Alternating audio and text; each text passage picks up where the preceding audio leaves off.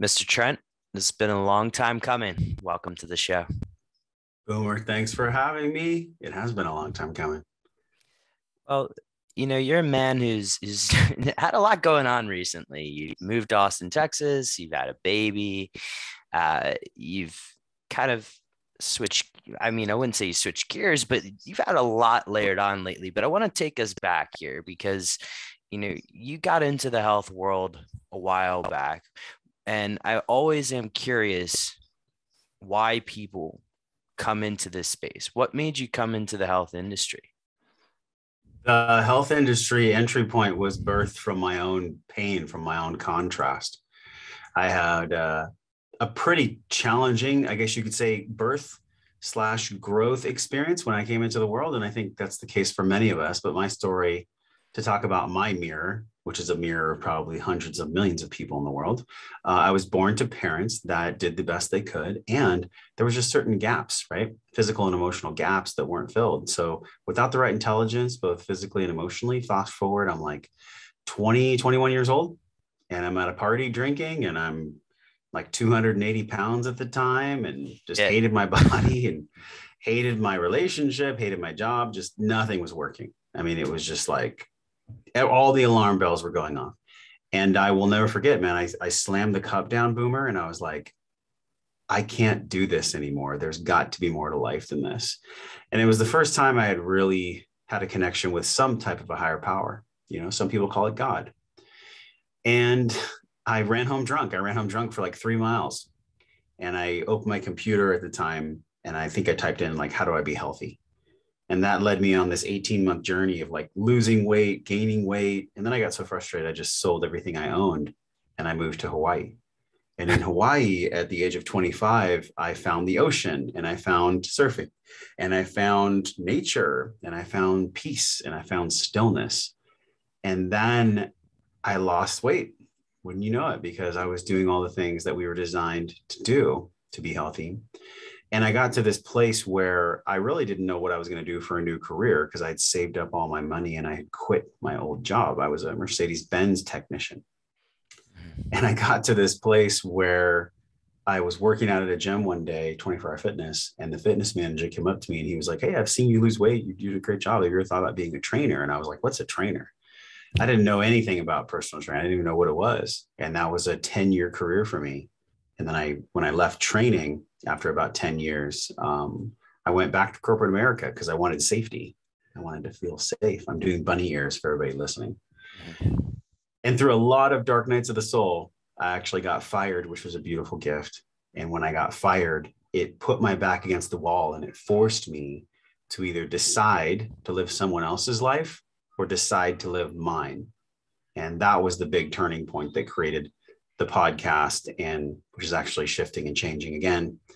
And then what brought me here to you. So it's a very large nutshell, but that's the nutshell. Wow. That's fascinating on many levels. So I want to unpack a little bit of this because, somebody who is in their 20s in Hawaii, now you're in Austin, Texas. There's a few stops along the way. Why not just stay in fucking Hawaii, man? Like you went from 280 pounds to, I'm guessing you're sub 200 now. Just eyeing here, so I may be a little off, but why not just stay in this sort of semi-enlightened state? Well, because really, you can only have any kind of peace, or even the road to enlightenment can be paved through experiential learning. That there's no way in life that, and this is no insult to anyone who's in their 20s or even their mid 30s, but I feel like we can only really learn by walking the path, by being on the path, by having the experience of taking the steps. And when you're 25, you just don't have it. You don't have it like you do when you're in your 30s or in your 40s. Obviously, you can have wisdom, you can have intelligence, you can be very successful at these ages. But where I was just cutting my teeth in what wisdom really was. And so in order for me to continue this path toward enlightenment, which I don't know if we ever reached that, honestly. I think we have Yeah, I'm fleeting just moments of throwing it, out that I think I used that but word a little bit coy there, but I think it's but I got what you mean. yeah. I got what you mean. And so in Hawaii, there's this beautiful energy, but at the time, and even more now, being a white person in Hawaii was different. There's a term called haole, and it's the white people with splotches on their skin, right? That's the haole because they get sunburned so much. And at the time, that was very, very, very challenging to find work. And I didn't want to be a trainer in the fitness industry in Hawaii. It just wasn't, it didn't feel like it was the right place to be. So on a subtle level, I knew from maybe my soul's voice that it was time to go back to the mainland. And of course, in the mainland, that's where I really learned how to work with people. You know, that's where I cut my teeth training people from all walks of life. I actually, one part of my story is that I lived in Las Vegas for about a year. And when I lived in Vegas, I was training strippers, I was training alcoholics. I mean, I was training all kinds of people. And then when I moved back to San Diego, I was working in La Jolla, which is a very affluent area in San Diego. So I've worked with so many different types of people. And it was through that terrain, through that experience that allowed me to really see what I was doing. And that was, I was shining light on other people. And I was doing a great job of helping other people. But what happens to all of us boomers when we shine light on other people and all we're doing is focused on shining for others, the dark parts of ourselves stay dark. Mm-hmm. And this happens a lot with yoga instructors and fitness trainers and really anyone in the coaching or health industry. And that is, as long as I'm serving others, I'm doing great. Well, that's true. That's one part of being embodied. But the other part of being embodied is looking at what your body is carrying, looking at what you are not looking at, essentially. Mm-hmm. And for me, it was a lot of traumas, a lot of past baggage, and a lot of things that needed peace, a lot of things that needed attention. So that's what birthed the Road to Wellness Force. And that's why I couldn't just stay in Hawaii, although I would love to go back to Hawaii. We'll see. We'll see what goes on with this craziness in the world with the vax passports and the forced mandates and all this stuff. Yeah, there's a lot of craziness right now. Yes, there is. I want to, and this is kind of going to be, I don't know if you remember Goosebumps growing up where you had to choose the page you go to next, but I want you to kind of take us along a path here, which is Wellness Force and then dealing with trauma. Which came first, or as is the case with my podcast, like I kind of used that as sort of a medium to unpack some of the things I was going through. Which for you came first? I would say the trauma came first. And also in founding the podcast and in hosting the podcast, more trauma happened. So I don't think, I actually don't think that to be a human is to have a life free of trauma. I don't think that's possible. Yeah, I think that's impossible. I think so too. I'll be very clear too. Trauma is like, you can have capital T trauma, you can have lowercase t trauma. So you can have the big T's that a lot of people know about, which is physical, emotional, sexual abuse. And then you can also have the lowercase t trauma, which is a parent being jealous of a child, a parent neglecting a child, a parent not knowing how to parent a child and traumatizing a child. And then the world itself, Boomer, can be a traumatizing place. You know, I was bullied a lot when I was in school. And that goes for any kid that is different than the perfect picture. So I was fairly unhealthy, fairly overweight when I was a kid, and I got bullied. And so there was the trauma of that. There was the trauma of like not having my dad around to help me process the trauma or to help me be a man. And then there was also living with a mom with mental health issues, which that is a trauma of itself. So I received a lot of trauma, and the beauty in this, and I'm not going to bypass this, the beauty in the trauma that I experience and that we all experience is that the deeper you are cut, the deeper you can serve. And I've never really said that on a podcast before, and I've never even thought that till right now. When I'm cut deeply and I have the wisdom to heal, then I'm not projecting any of my wounds on anyone else. In other words, my wounds don't cloud my wisdom. So, but wisdom can only be attained through challenge, through solving problems. Otherwise, we would all just be born wise and we wouldn't need to learn anything. So I would say that it's a continuum. And even with Wellness Force now, you know, we're shifting the name of the show because when I started, it was about force. And as you know, power versus force, force can be a tornado, force can be a stallion, but force can't always be trusted. Power can always be trusted because power comes from peace, true power. And so we're changing the name to Wellness Wisdom with Josh Trent instead of Wellness Force, because Wellness Force was about me not living someone else's life and me moving forward. And at the time it served me, but I have the wisdom to know now that the way I was in the past no longer serves me because I'm a different human. I've literally, I guess, as you would say, I've been decoding my superhuman, inside.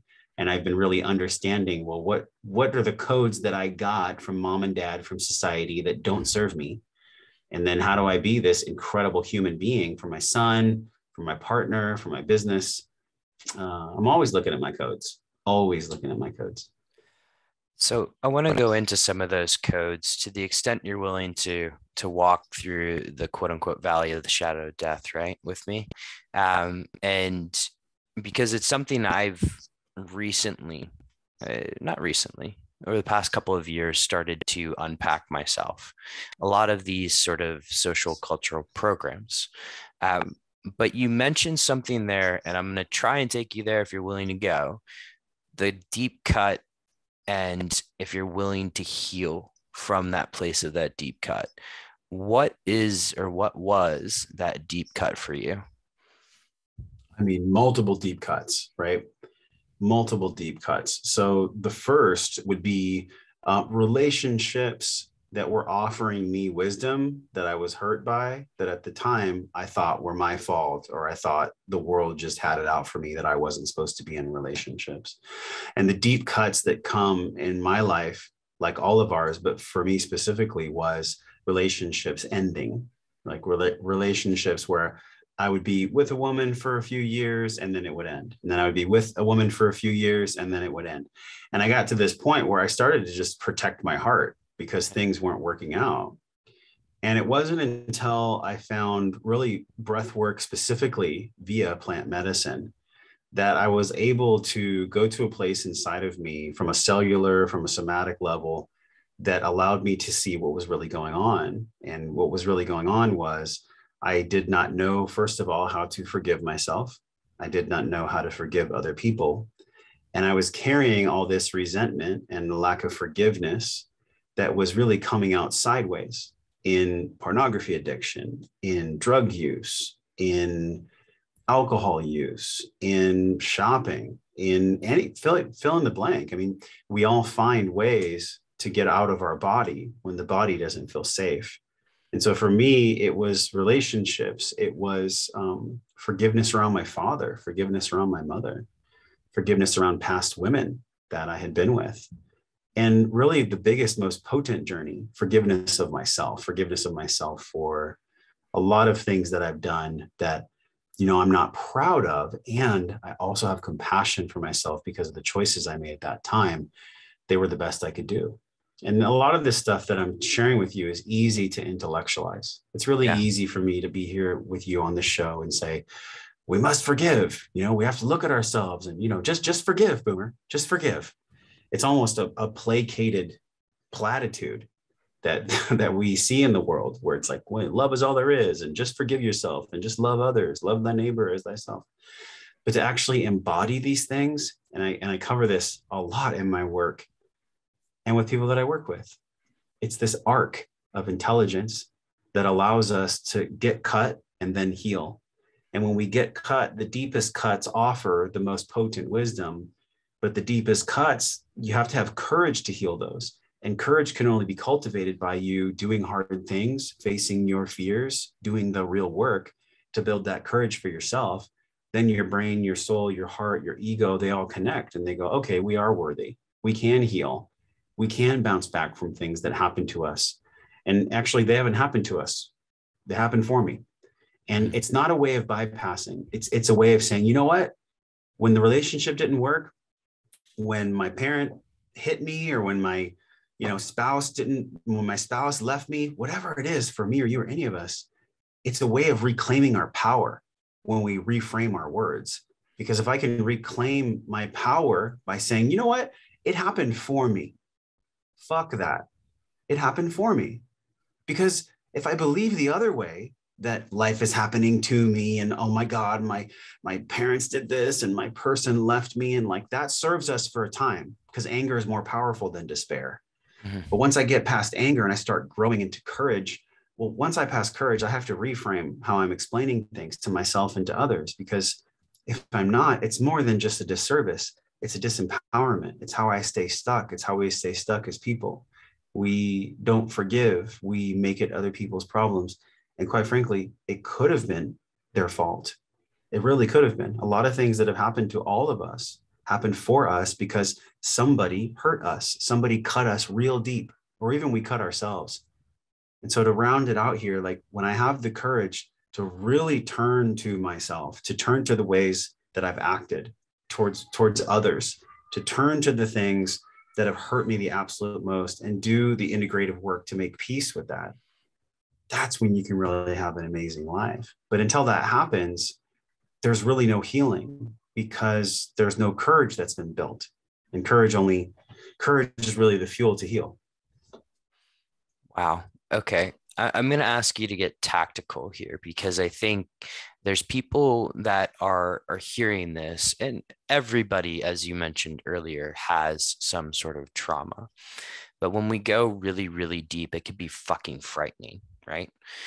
You're confronting something that you've hidden in your past, and sometimes you don't even know you had to deal with. And whether it's plant medicine or something else brings it up. Take us through, if you're willing to share, like a specific example and how you kind of work through it. Like, did you bring in a coach? Was it plant medicine? Was it, I mean, you mentioned breath work as well. Sure. How did you kind of break that down and get out of it? So the most powerful thing I could offer in this moment is the truth. And the truth may not be easy for people to hear. So obviously, if you have kids, they're probably not listening right now anyways, but definitely you don't want them to listen to this. There's a censor on the show, so I'm pretty sure it's okay. Great. So in my development of self and in my courage building process, I found plant medicine, which is, ayahuasca and psilocybin specifically, which they then led to breath work, which I know we're going to touch on today. And I really believe that the breath is the anchor for all of us. I don't think plant medicine is for everyone. So what I'm about to share comes with a caveat that it's my story. It's not yours. You get to create your own, and you get to have the safety and the precautions in place to use entheogens and psychedelics in a very, very mindful way. So in 2014, I began this journey and I started to get deep introspection. And in 2018, I actually went down to Costa Rica, did 4 ceremonies in a row, which was very potent. Went back again in 2019, did 4 more ceremonies. But on the 4th night of the last ceremony, which was actually my number 12 ceremony. It was my 12th ceremony total that I had done with ayahuasca. And it took me to a place, it was this medicine called Yahe, because I was going there because I was struggling. I was struggling with not being safe in my body. All the ways that I had trained people in the past and all the personal development work, and even, at that point, a couple hundred podcast episodes, it wasn't really healing me. It wasn't really giving me the peace inside. And the peace inside was being devoured by a ghost, and the ghost name was addiction. It was an addiction to internet porn, to watching pornography.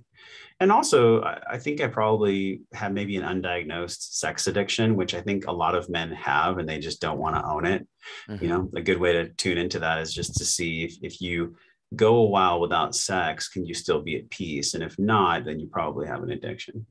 So I got my ass kicked so hard in this ceremony, Boomer, that I had a psychic break. I had a psychic shattering, and it brought me to my knees. I mean, I came back home. I couldn't concentrate. I was having thoughts that were just incredibly challenging. I mean, the darkest night of the soul that I would wish on no one. I thought I was losing my mind. I actually thought I was going crazy. And they were very dark, like sexual thoughts, super dark. Mm-hmm. And it got to the point where I was so scared. I was actually concerned for my well-being that, first of all, I knew I would never do ayahuasca again. I knew that I had gotten my eternal slap, because a lot of the healing that I received was around sex. It was around abuse of sex, which is a very sacred, if not the most sacred energy in the world. And I went to a healer. His name is Paul Chek. He's a mentor of mine. He's a friend of Yeah. mine in San Diego. And he helped me clear this entity. I had an entity that I had absorbed from someone else. That's another thing, is I was in a ceremony space that had 70 people in it, which is terrible. I did not know that wasn't. You can absorb a lot in that kind of a space. You can absorb a lot. You can absorb a lot. And that center, which I'm, I don't name them because they have a very powerful legal team, but I think everybody knows anything about me or does a quick search online. Any center that has 70 people sit, in my opinion, is interested in money, not in healing. Of course. So anyways, long story short, very long story short, it took me 2 years to do the deepest work. I felt like I was a monk. I mean, every day of my life, I was either healing with my woman, my partner, Carrie, or I was doing work on myself. And this all happened when we came together. I mean, we came together, I met her, and then this break happened. I mean, it was profound. It was surreal, the timing of everything. So I'm grateful for the psychic break. I'm grateful for the trauma. I'm grateful for the cut. I'm grateful for the wound, because it gave me the courage to understand exactly why I was watching porn in the first place, or why I was going to women in an unconscious way sexually in the first place. And that was, I didn't feel loved. I didn't love myself. I didn't understand what loving yourself actually was, because it was never modeled to me, and it's never modeled to any of us. And when I didn't love myself, I was constantly seeking that deep breath of love, that peacefulness of love, from a screen, from a woman, from a substance, whatever. And I think to be human is to have certain needs that must be met. But to be, as you call it, like a superhuman, if you really want to be superhuman, you have to be willing to walk this road of self-love.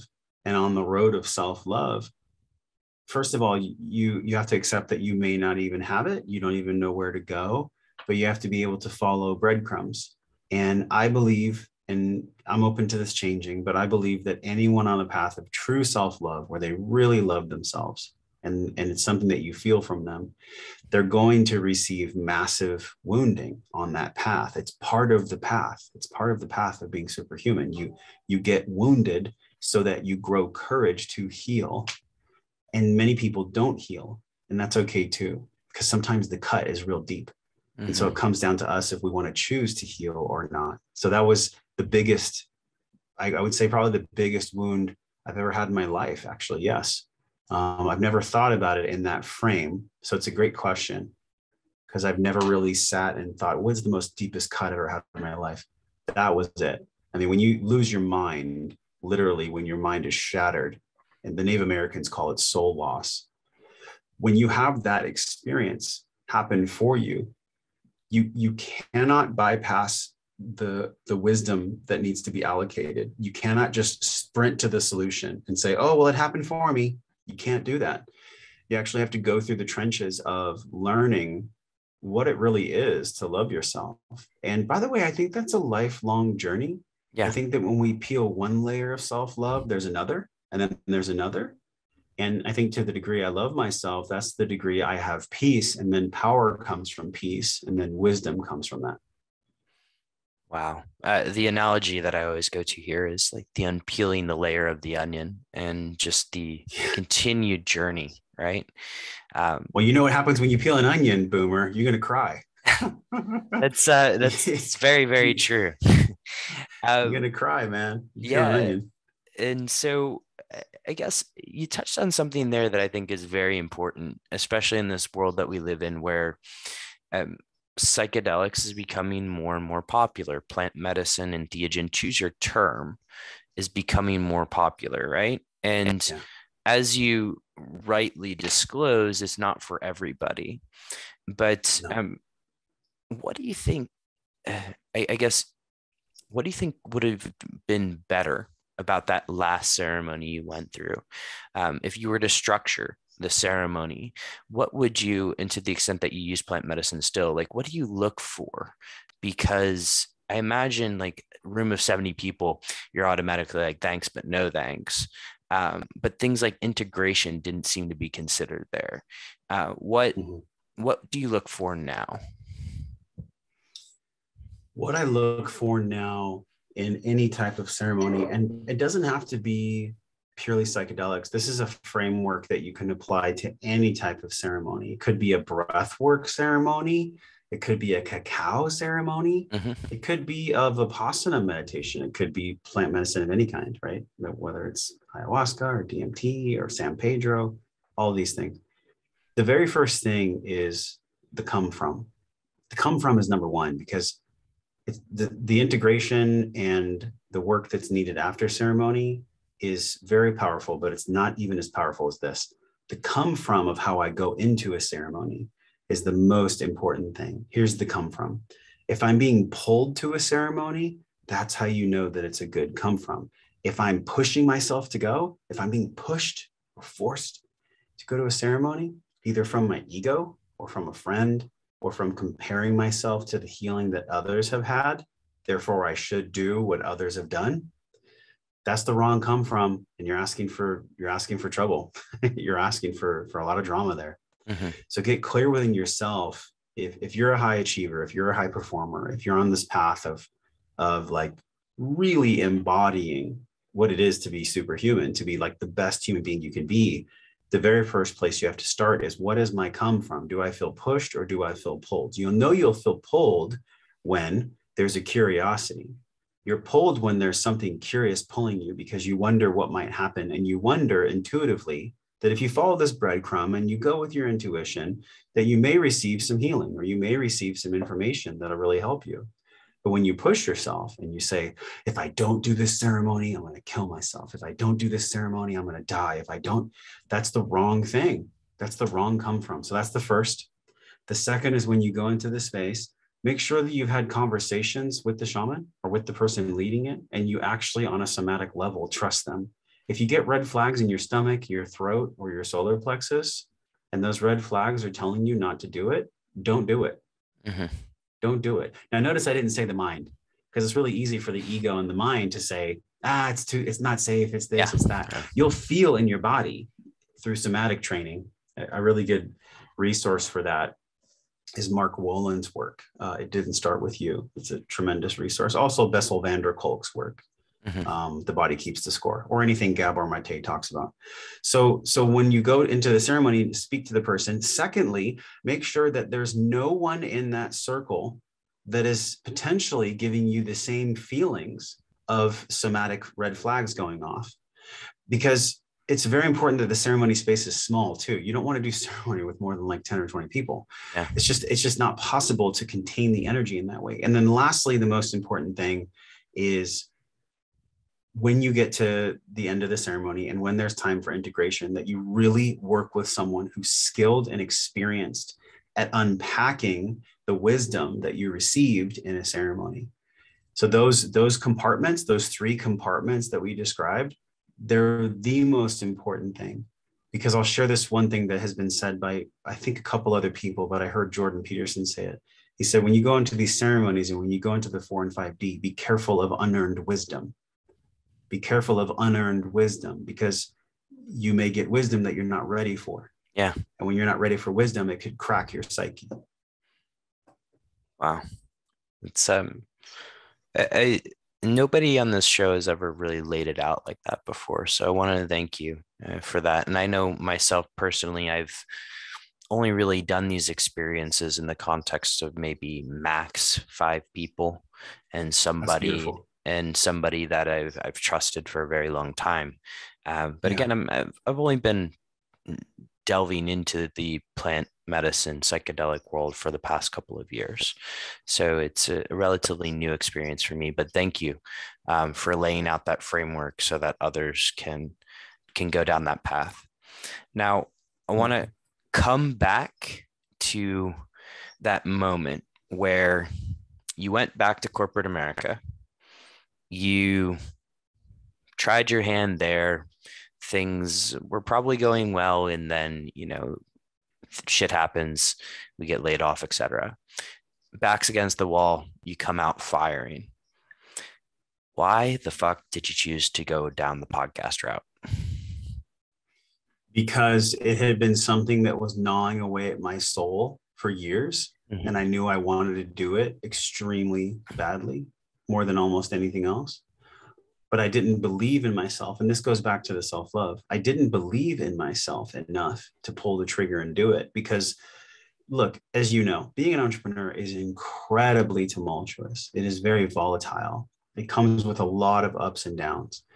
And if you don't know that, all you do is you see that story from other entrepreneurs. So all of my entrepreneur friends, they were telling me, okay, 1 month I'm good. The next month I'm literally selling things, to make payroll. And I'm like, do I trust myself enough to go through that? Because it's not for everyone.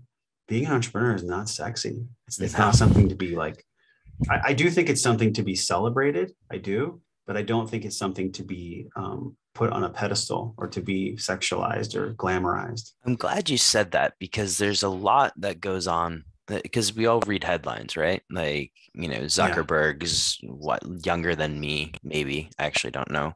And, worth gazillions of dollars. But there's a lot that's not talked about, like the selling of stuff online so that you can just make payroll, right? And so Yes. I completely agree with that. And sorry I interrupted you there. No, it's great. It's a good point to make. And it goes for everyone that's out there in the world who is working on your dream. Your dream does not have to mean that you have your own business. I want to really be clear about that because everybody wants to be an entrepreneur. There is a price to be paid for being an entrepreneur, just like there's a price to be paid for being an employee too. But don't let the label dictate the path of your dream. Don't let a label dictate that path. So anyways, for me, when I had been a trainer for so long, the past 4 years of being a trainer, I was an entrepreneur. I had my own business. I worked out of a studio, I paid rent, and I trained clients. And once I started doing that, I was like, wow, I don't know if I could ever go back to working for someone again. But in 2011, I had this incredibly powerful dark night of the soul where I ended up leaving San Diego. I moved to Mammoth Lakes. I didn't know what I was wanting to do with my life, but I knew it wasn't training, you know. And I came back to San Diego and I just floundered around for about a year. And I was like, I don't know what I want to do. Actually, I did. Looking back, I did know what I wanted to do. I wanted to step out into the world and lead conversations that had merit, that had value, that would help people. But I was needing this time to flounder, almost like a caterpillar and a chrysalis, before it becomes the butterfly. Mm-hmm. I needed to squirm and wiggle and liquefy and go through all this crap so that I would have something to share, so that I would actually have something to share with the people. And so I had to go through that. And so when I went back to corporate America, it's because I, quote, needed money. I needed money. I needed to have like food and rent, and I needed to take care of practical things. But there wasn't a day that went by where I didn't have a moment where when I closed my eyes, my soul would tell me, you're in the wrong space. You're in the wrong place. Get out of here. Get out of here. Like that's what I would always hear. And when I got fired in late 2014, when I got fired, it was the most beautiful gift because it was sheer terror where I didn't know where my money was going to come from. And it was also massive liberation where I didn't care anymore. Because right around that time, I broke up with a woman I thought I was going to be with. I put my mom in a mental home and I got fired from that corporate job. I mean, it was all in the span of like 6 months. It was like boom, boom, boom. Wow. And it was nasty. It was nasty. I can laugh at it now, but at the time, I mean, it was the worst. Mm-hmm. But honestly, the psychic break was the worst. This was actually the second worst. So in this space, I made a pact with God. I had been angry at God for a long time. I kneeled down on the golf course in the middle of the night, like 2 a.m. I was renting a little spare bedroom because I had just gotten fired from a buddy of mine. And I started the podcast from that space. Just got fired, just broke up, living in a spare bedroom at a friend's house, interviewing Dr. John Gray on a rickety plastic laptop with a crummy mic in 2015. And I just made a pact with God that night and I was crying and I said, I don't know exactly how this is going to go, but if you want me to lead a life where I'm working for someone else and I'm fueling someone else's dream, then just kill me because I don't want to be here anymore. So I just said, I'm willing to die. And if you want me to go that other path, that's not what I want. So show me the way, show me the way forward, whatever that way is. And that's what led us to here, 7 years later in 2022. And of course, that path hasn't been free of rocks either, but at least it's a path that my soul feels good about, that I at least know I'm moving in the right direction for. You mentioned the rocks, and I do like kind of going behind the kimono a little bit with people like yourself, because from the outside, like, hey, your brand's done fantastic, you're doing well, you have a great family, a reasonably free life, right? But there's shit that goes into that I don't think people understand. Can you take us through some of like the key steps for you in kind of growing what was called Wellness Force to where it is today? Like, what were the key steps, and take us through some of those rocks and how you navigated them. In the beginning, you must follow your hunger. You must follow anything at all that you can devour, whether it's 25 podcast interviews a month, whether it's writing a blog post every day. I mean, literally whatever you can do to cut your teeth to start grooving what it is that you are and what you're representing, you have to do that. You have to do that, I would say, for maybe a year or two. You literally have to go through, not the motions, but you have to go through the act of creating to figure out what type of creation feels good for you. There is no shortcut. There is no Willy Wonka golden ticket. The path is very straight and very narrow. And when you get pulled off that path by shiny squirrel syndrome and shiny object syndrome, it's actually going to take you longer. The path will be a lot longer if you try to skip that first part, and that is create every day. And through your act of creation, you will learn what resonates with you the most as a creator. And then you'll get to a point where your creation won't be so hard anymore. It won't feel like a grind all the time. Of course, it will feel like grinds sometimes, because that's the nature of growth, right? Growth is supposed to be uncomfortable sometimes. Otherwise, it wouldn't be growth. You would just levitate on the cloud with angels. So in the beginning, for the first 2 years, that's what I did. And it wasn't until I met with a coach, where I hired a coach, and he asked me a big question. He's like, what are you most afraid to share? And I was like, I'm leading this wellness podcast and my life is not well. That's what I'm most afraid to share. And he's like, well, share that because that's more believable. That's more trustable. That'll get you to a place where you will have everything you've ever wanted, because you're sharing with the people about the things that you're most afraid to share, which is exactly what they're feeling too. And that was it. That was the turning point where things started to really take off after that, because I was actually sharing what was bothering me, what was stressing me, what was concerning me the most. And then in that place, once I had a more experience under my belt, then I started getting bigger names on the show. And I started having somewhat small, fragmented relationships with those guests. And slowly but surely, those little fragmented relationships became better relationships. And then they became better friends. And it was from those people that I was seeking wisdom from anyways.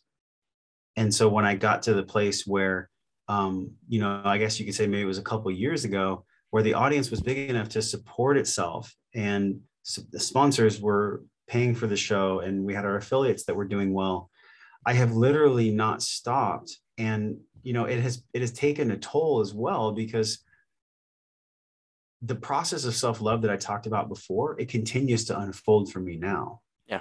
So I might interview like some of the most amazing people in the world, and I'm right there with them. Like, I'm holding the conversation. It's going great. There's value, there's vulnerability. It's beautiful.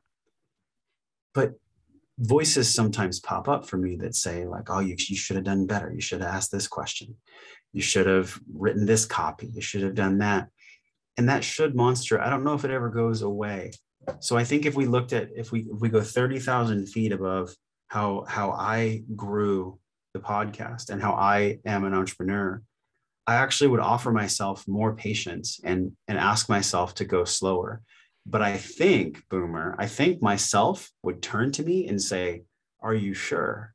Because the paradox of this is we all want to go slower, and we all want to be at more peace, and we all want to have, an entrepreneurial life or freedom in some way, maybe just freedom. Not everybody wants to be an entrepreneur. You have to be willing to pay the price for that. And the price that's paid for cutting your own path in a jungle, making your own money, being your own boss, that comes with an incredible amount of responsibility. And that responsibility is something that will bring out all of your shit. Because just like in a vice, when you apply pressure to something, the insides will leak out at their weakest point. So entrepreneurism is a vice that compresses people. And then, of course, you stack onto that being a parent, being a partner. That's more pressure on the vice. So it's a beautiful thing because it's showing me, or it shows us, where we need attention. Wherever the center of me is leaking out when pressure is applied, well, that's the point where I need to look at. And then I also have to be honest with myself and say, is that too much pressure? Can I actually say no and take off some of that pressure as well? That's the journey, right? The knowledge of those two things. Amazing. Thank you for sharing that. I know sometimes, well, shit, you just read any mainstream media article right now. It's all glitz, glamour, and like take a company from zero to a couple of billion, raise an IPO, et cetera, right? But yeah, it's nice to hear what the you so beautifully put rocks in the river are and how you've navigated them.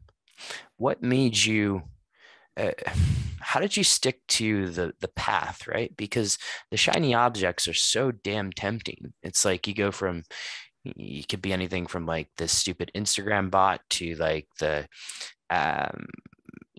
going from podcast to YouTube to back to podcast. How did you like stay on the straight and narrow? Because I remembered how much pain I was in 2015. And I knew that whatever pain I was experiencing, whatever rock I was experiencing, it was nothing compared to the pain that I had experienced before. And I think that was really it. And I wish it was a different way. It's funny. I just interviewed someone yesterday and I asked him this question. I was like, do you feel like on the path to mastery and on the path to, having a dream life that it doesn't have to be so painful, that we don't have to suffer? And he was like, no. And he's like, I've never known anyone that didn't suffer and didn't have to deal with a lot of pain to acquire their dream life. Yeah. And I think that's what we sign up for when we're here. So what kept me on the path was knowing that the pain of the past and the pain of what was lurking. I've heard someone say this once, your darkness is always in the corner doing push-ups. Like your darkness, it's always waiting for you. Like every moment your darkness is doing push-ups in the corner, waiting for you. Like, come on, bitch, I got you. Like it's always waiting for you. So when I give my darkness fuel, well, then my darkness stands up and he's like, haha, let's see what I can do to just destroy your life right now. It's always there. The darkness is always there. So being friends with the darkness is being playful with the darkness and saying, I know you're doing push-ups, but you ain't going to get me today. You ain't going to get me today, darkness, because I know you're there. Now, what helps us not get devoured by our own darkness or by our own, really, I guess you could say, dark matter, dark energy, is the promise to keep going. It's the promise to keep going. That's what helps us. When people give up, when people say, I'm done, I don't care, apathy is the biggest killer. Apathy and cynicism. If you are experiencing apathy and cynicism, I don't think there needs to be any rationale for that. I don't think you need to give that any kind of space or time. You have to immediately shift your state if you're feeling apathetic and if you're feeling cynicism, because there's nothing good that comes from those emotions. There's nothing good that comes from them. The only thing good that comes from them is the fact that they're there, and then you choose not to experience them. Now, other emotions need work, right? If you're feeling anger, if you're feeling sadness, if you're feeling grief, those things need attention. But apathy and cynicism, there's no place for those. And whether you want to be an entrepreneur or not, or whether you just want to have a dream life, If you are experiencing apathy, and if you're experiencing these dark energies of cynicism, immediately shift your state, and don't worry about why they're there or who you got them from or any of that. It's the same way that if you put your foot in boiling water, you would remove it, right? Yeah. Well, apathy and cynicism are boiling water for your dreams. All right. So I think you kind of gave me the bump set here. I'm hoping you can spike. Shifting your state. You've mentioned earlier breath work and kind of came up in one of your ceremonies. Is that your number one tool for shifting state in this case, or what's the go-to toolbox for Josh Trent? And if we're going to go down the route of breath work, what kind of tips can we give people here? So it's interesting because in 2016, this is actually before the psychic break with ayahuasca. I went to an event called Unbeatable Mind. It was from a guy named Mark Devine, who's a retired Navy SEAL, and he took us through. He's got an incredible Kokoro event or something. Yes, right? Yeah, not for everyone. Yeah. It's like 40 hours of no sleep and like wet uniform, getting beat. Like it's just intense, the most intense training in the world. Yeah. So anyways, I go to his event and I'm doing the breath work, the warrior breathing at that time. And I just start crying. And I'm like, why am I crying? What is the hell is going on here? Why am I crying? What is this?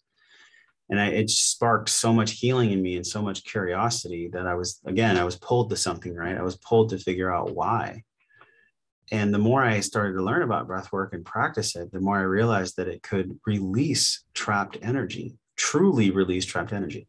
Not in a spiritual woo-woo way, although it is spiritual and it is woo-woo, but it's freaking scientific.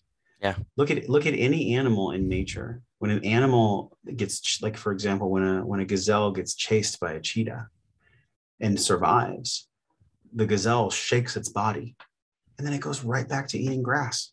Well, why is that? It's because that is their stress response to somatically move energy through their system. So we are the same way. We are animal. We're half beast, half spirit. So when I do breath work properly, and there's a couple ways which I'll describe, I have a somatic release. I literally shake off the trauma, the energy, the stored tension from the cheetah. And the cheetah could be your parents not loving you, your job being stressful, your wife yelling at you, all these things. That's the cheetah.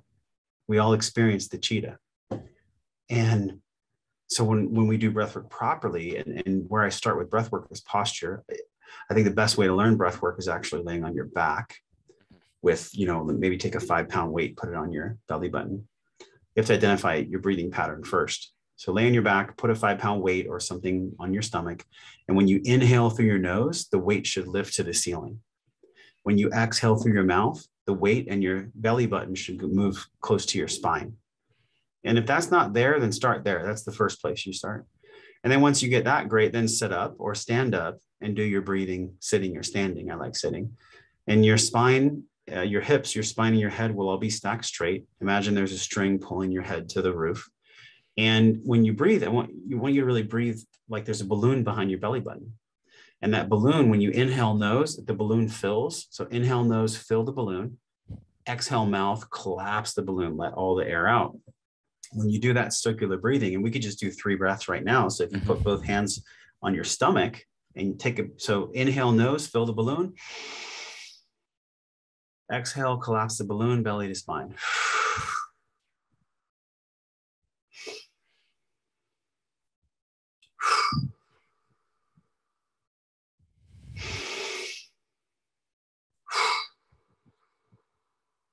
So you would notice if you're here with us on YouTube or on the video that my shoulders stayed down. My shoulders didn't go up and down. So Dr. Belisa Vranich taught me that you should never breathe vertically. You always breathe like an animal. You breathe horizontally. Mm-hmm. When you breathe vertically, you breathe like this. When you breathe horizontally, you breathe like this. And so just doing those 6, 10, 20 of what we just did, this conscious connected circular breaths, and actually the breaths that we would use would have no pauses whatsoever. So they would look and feel like this.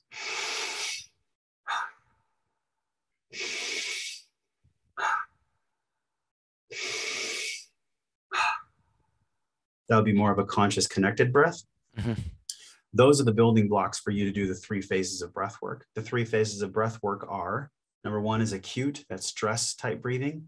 So it's stage presence, it's triggered breathing, it's maybe I'm having some issue with my work and I feel like I'm really angry. So there could be like some pranayama, some breath of fire breathing. Mm-hmm. So all these acute style breath work practices that we talk about in the Breathe program, all these acute style practices are built to get you back in state of peace right away, within 60 seconds to 3 minutes. And the next phase of breathing is meditative. This is more proactive breath. So this is like in the morning when you wake for 7 minutes or even 21 minutes, meditating with breath or just doing breath as a meditation. And then the last phase of breathing that people like to run to, but I really caution against this, is catharsis breathing. This is your more Wim Hof and Stan Grof and holotropic breathing. Mm-hmm. So those 3 phases of breath, we cover these phases in the program because I wanted to give people a practical space that was safe, first of all, because you can have very tremendous psychedelic experiences with breath work. Mm-hmm. I mean, I've had experiences where I'm literally feeling and experiencing things that aren't even mine just from breathing, and I'm crying and my body's shaking. And I see it with a lot of people as well. The breath is, in my opinion, the most powerful anchor we could ever have when it comes to modulating our stress. So that's my go-to, Boomer, is I will, every day do some type of breath practice, whatever the day calls for, and modulate from that place. Beautiful. All right. So, Josh, I want to be cognizant of your time. I have a few final questions here. Yeah, we're good. So, in terms of life as an entrepreneur, it changes a little bit when you become a father. How has that changed for you? And what adjustments have you had to make in order to serve both, right? You can't just leave your business. You can't just leave your baby. Yeah. So how do you make that adjustment? I think when you love something enough that the discipline you have becomes your greatest freedom. If you really love something enough, and I'm not saying it's always going to be easy. Someone might hear that and they might be like, oh, he's just saying discipline equals freedom. No, I'm not. I mean, I kind of am, but I'm saying it with a different lens. I'm saying it with a different focus. If I love something enough, if I love my woman enough, if I love my child enough, if I love my business enough, if I love these things enough, well, then what would get in the way of me being as disciplined as I need to be to show up for all of those things in the most powerful way? Mm-hmm. I asked myself the question. I'm asking all of us that question. And it's the love that I have for myself. It's the love that we have for ourselves. My mentor, Paul, said something really powerful. He's like, when you have a dream that's big enough, that you love enough, then you won't need a crisis. You won't need a crisis to remove you from your dream because you love your dream enough that the crisis won't pop up. And if it does, you deal with it accordingly. So the frame for this, for me, that is a work in progress, by the way, because I struggle with discipline because I'm human. I don't know any human. I bet you even Jocko Willink, who's like, the discipline master. He might work out at 4 a.m. every day, but I bet you when it comes to discipline in his relational activities or discipline with his children, he's still a human. Yeah. So we all deal with that. And so what I'm saying is, for me, how I manage this is, number 1, I use the calendar. I use the calendar for everything.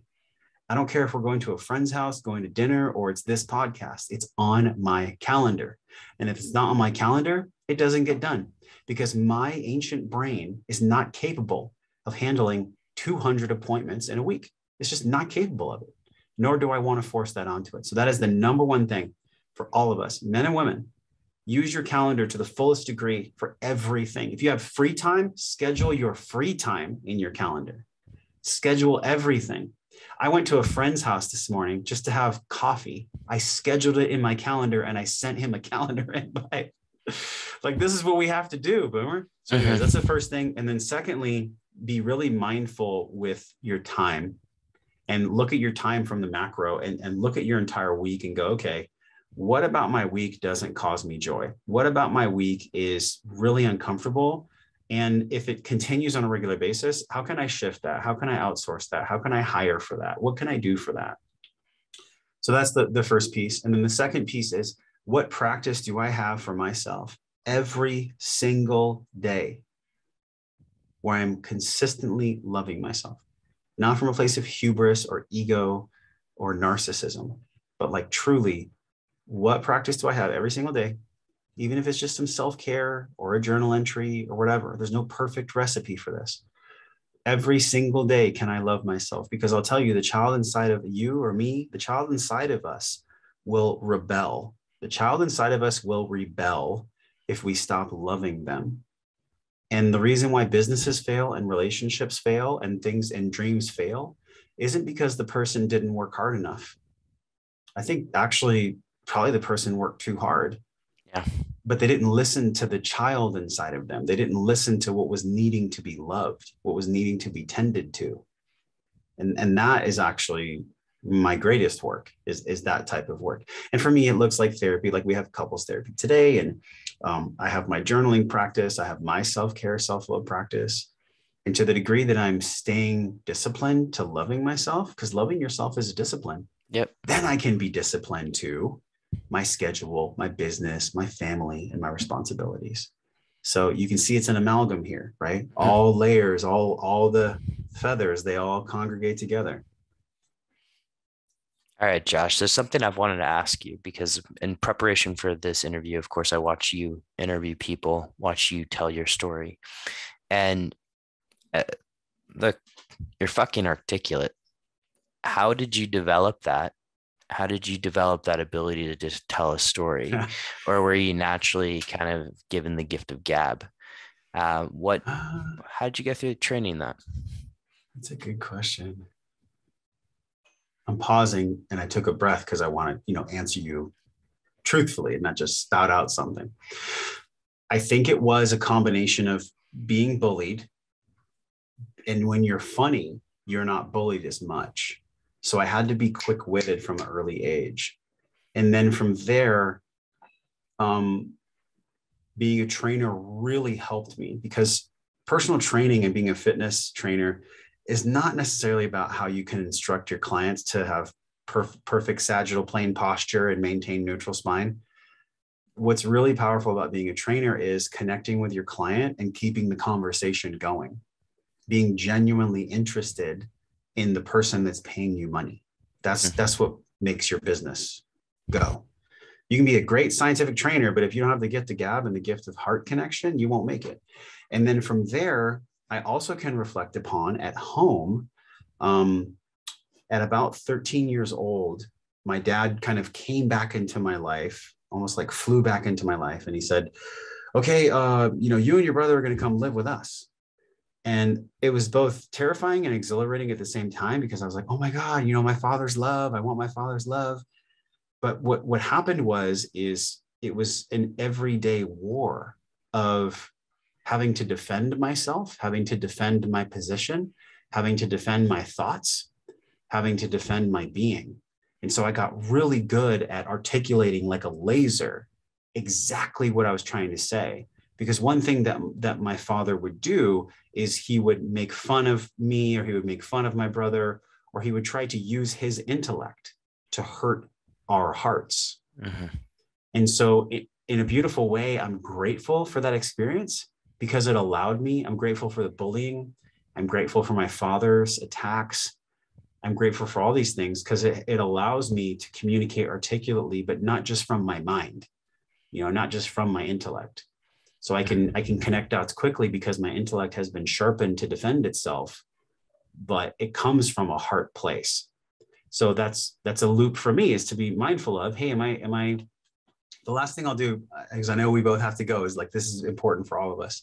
I'm going to share something that came up this past weekend in a men's retreat, which is fucking potent. And it is whenever I am in a moment of trigger. So if my woman does something that upsets me, if I lose 20 grand in Bitcoin, if I get cut off in traffic, whatever it is, can I, first of all, take one massive deep belly breath like this, or 6, and ask myself, okay, what is my heart saying about this? My heart says, I'm really hurt. I'm really sad. I'm really upset because of this happening. What does my ego say? Because this is really the one that's trying to lead the show in that moment. The ego and the mind are the same. My ego says, fuck that person. Screw this person. They don't care about me. They don't love me. This person doesn't care. They only care about themselves, blah, blah, blah. Okay, what does my soul say? What does my soul say in that moment? My soul says, this is a moment where I gather wisdom. This is a moment where I give space for my heart and my ego to exist. And I don't pacify them. I don't pretend like I have it all figured out, but I find a meaning between the war of heart and ego. And I connect with God through my soul. And I say, all right, this is happening for my greater good. Well, why is it happening for my greater good? Well, let's check in. Let's ask God. Let's ask the God in self. Let's ask the God outside of self. And let's say, this is happening because it is allowing me to become more resilient, or it is allowing me to see where I have holes, where I need work. A good example might be what's going on in our world, with the whole craziness, the insanity. My ego says, these fucking idiots wearing masks. These fucking idiots. My ego is really strong. These fucking idiots wearing masks. Pause. What is my heart saying? I am so sad that people believe that wearing a napkin on your face will protect you more than the immune system you're gifted with. That is the pain that I feel. That is the compassion I feel. My soul says we need this as a collective, because as a collective, we have become a monster and we need to look in the mirror. And this is the only way it's going to happen. And then above all those things is my observer. My observer sees my connection to God through my soul, my heart, where I experience and feel emotions, and my ego, where I project onto others and make it others' problems. And if I can do that, then there can be more peace. There can be more understanding.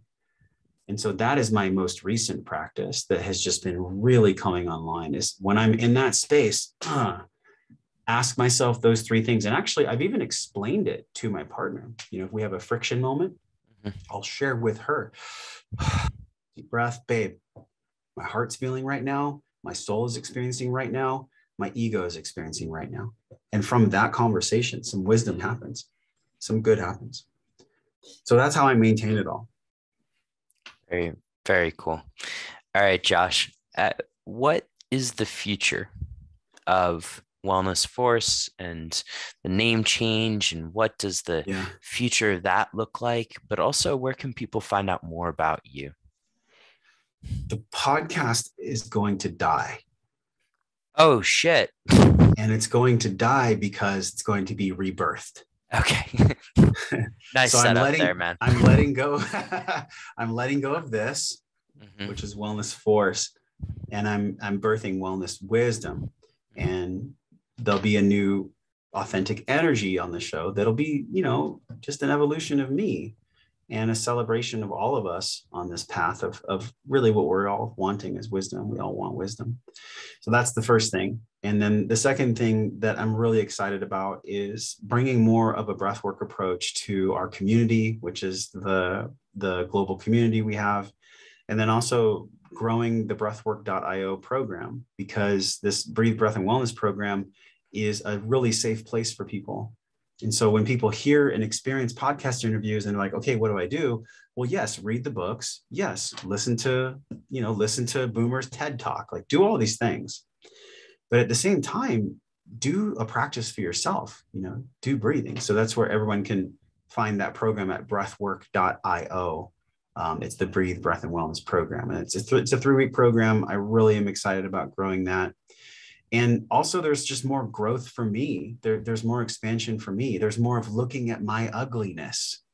There's more of looking at the ways that my ego takes control and being open and honest about that. So that light pours on it. And when light pours on my ego, then he gets to relax, because he just wants to relax anyways. I'm not here to defeat my ego. I'm here to let my ego relax. So that's what's most exciting to me, man. Beautiful.